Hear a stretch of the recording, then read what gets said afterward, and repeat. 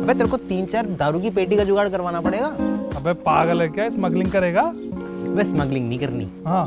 हमारे जो रिश्तेदार है ना वो बहुत पियक्कड़। अब तू आ गया है तो कैंटीन से दारू वारू निकलवा लेंगे।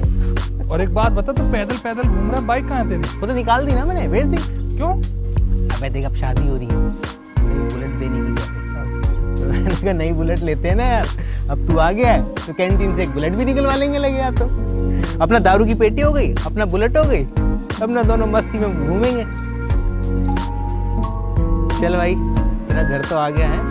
अच्छा, घर पे बताया तो नहीं है किसी को? नहीं मैंने नहीं बताया भाई, तूने मना किया था ना यार ऐसे। फिर ठीक है। फिर मैं आऊँ कल सुबह, हमने कैंटीन का कार्ड वार्ड रख लिया और तो करवा लेते यार ये मतलब दारू और बाइक वाला काम है ना। चल फिर मिले कल, ठीक है? तू आराम कर, तब तक चलते हैं।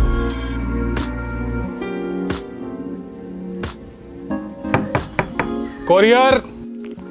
अरे किसका कोरियर आ गया? पापा नमस्ते। बस बस। अरे बच्चे तू अचानक बताया भी नहीं। हाँ चल चल चल अंदर आ। भाई अपना फौजी घर आ गया।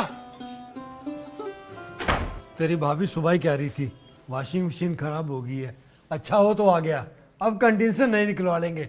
भाई अपना फौजी आ गया, मिल लो आके। और भाई कैसे हो बदमाश हैं? लो चॉकलेट खाओ, जाओ खेलो।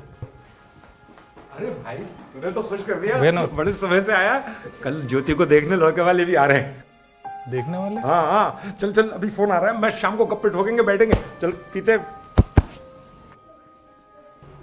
अरे भाभी भैया नमस्ते भैया, बहुत सही समय पर आया हो, मैं भी खाना ही बना रही थी। चलो जल्दी से आप हाथ मुंह धो लो, मैं फटाफट खाने लगाती हूँ। आ जाओ जल्दी, चलो चलो चलो, चलो। लेकिन ये ज्योति, भैया कैसे हो? दो ये दो मुझे। तुझे देखने वाले आ रहे हैं। और तेरी पढ़ाई? अरे भैया पढ़ाई पढ़ाई तो जिंदगी भर होती रहेगी। चलो आ जाओ जल्दी से, खाना लगा रही हूँ मैं। चल। अरे अंकल लीजिए ना, आप तो कुछ खा ही नहीं रहे हैं। जी जी लेते। अरे आंटी आप भी लीजिए ना। हाँ हाँ क्यों नहीं। ये समोसा और मिठाइयाँ हमने घर पे बनाई हैं, आप चिंता मत करो, आप मोटे नहीं होंगे। तुम तो बहुत टैलेंटेड हो। बहुत अच्छा परिवार है आपका भाई साहब, सब हंसमुख है। जी बिल्कुल हमारे परिवार की तरह। और वैसे भी जब आपकी बेटी हमारे घर आएगी और आप उसे खुश देखोगे तो अपने आप समझ जाओगे। हाँ हाँ बिल्कुल। वैसे किस टाइप की शादी सोच रहे हैं आप? क्या मतलब? जी हमारा मतलब था कि हम लोग मिलके वेंकट हॉल बुक कर लेते तो खर्चा भी कम हो जाता। देखिए शादी में खर्चा तो होता ही है, लेकिन हम दान दहेज प्रथा के बिल्कुल खिलाफ हैं। क्यों जी?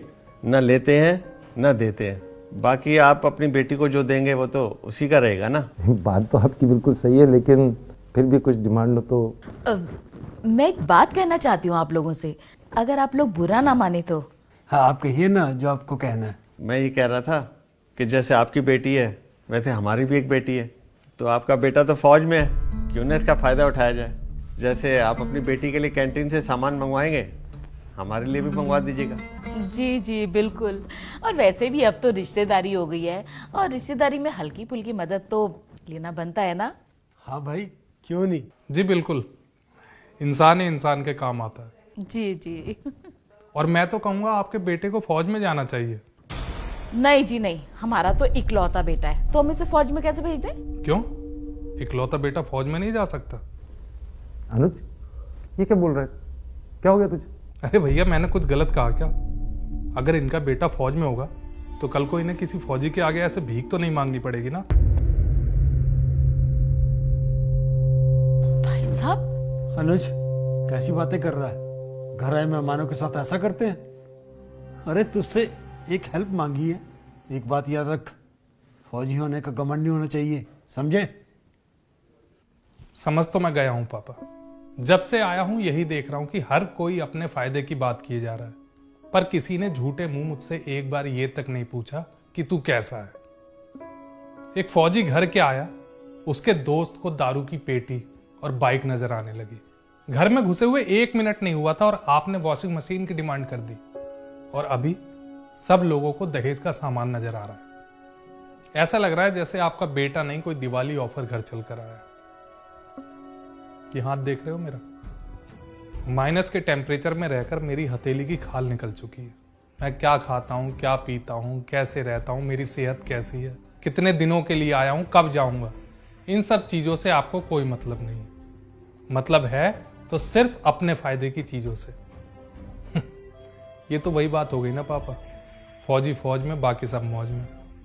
और मुझे लगता है शायद आपको अपने फौजी बेटे की इतनी जरूरत नहीं है जितनी उसके कैंटीन कार्ड की जरूरत है।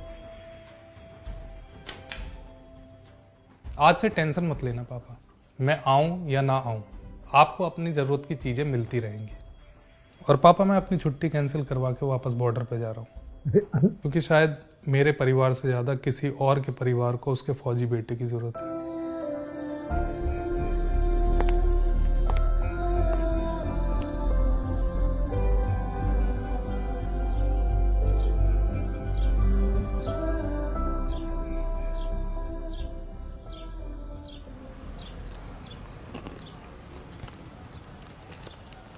भैया आप फौज में हो? कैंटीन का कार्ड तो होगा आपके पास?